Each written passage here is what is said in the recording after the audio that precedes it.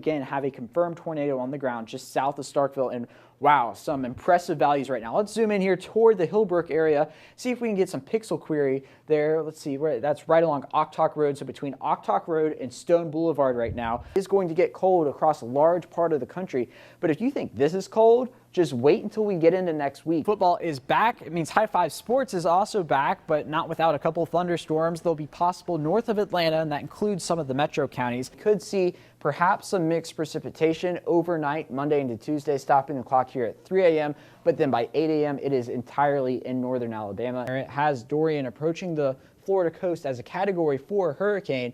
But then the billion-dollar question is, where does Dorian turn to the north? I just got some brand new information, a new severe thunderstorm warning for the city of Atlanta extending up towards Buckhead right now. It runs until 5:30 tonight for Fulton and DeKalb counties. More specifically here in northeastern Mississippi, it's going to be along and south of a line from the Corinth area to Coffeyville.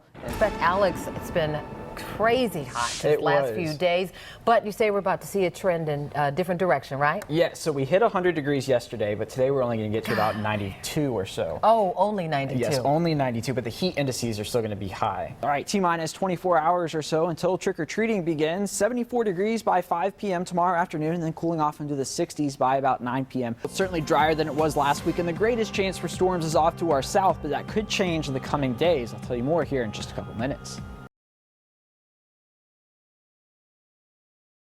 Taking a live look across Midtown and downtown right now. Traffic's flowing smoothly. No complaints out there on the connector as of right now. Certainly no complaints about the weather, where the temperature right now is sitting at about 76 degrees at the airport right now, just after the 7 o'clock hour. Certainly does feel like a fall night out there. We've got a front off towards our west. Notice it's producing some showers and storms from Kentucky back down through western Alabama and eastern Mississippi right now. I don't think those are going to make it to North Georgia. Instead, they're going to fall apart overnight tonight. Here's a look at the forecast model showing that happening. Notice as the sun sets, they really lose their punch as that front makes its way towards North Georgia. Notice a few scattered showers will be possible in northwest Georgia tomorrow morning, and then all across North Georgia tomorrow afternoon and evening, stopping the clock here at 7 p.m. Some light rain possible under some mostly cloudy skies, and those clouds and showers are going to stick with us through Sunday. Notice some pockets of heavy rain possible Sunday morning, and then Sunday afternoon, that's just going to blossom across North Georgia with scattered showers and storms from LaGrange back up towards Gainesville,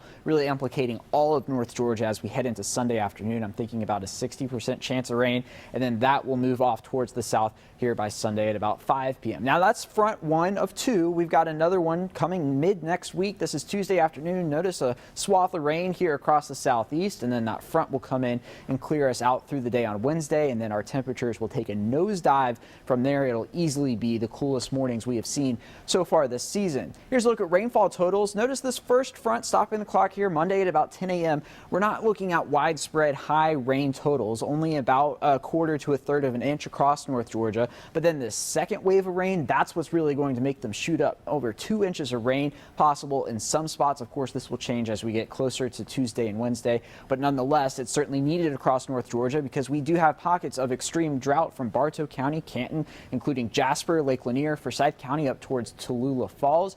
Also on the south side, south of Interstate 20 there near Peachtree City, back through McDonough, Covington, Griffin, Noonan, all in extreme drought. And if you're not in extreme drought, odds are you're in severe drought. So nonetheless, rain is needed across North Georgia. We're certainly going to see it. Now, I mentioned those cooler temperatures.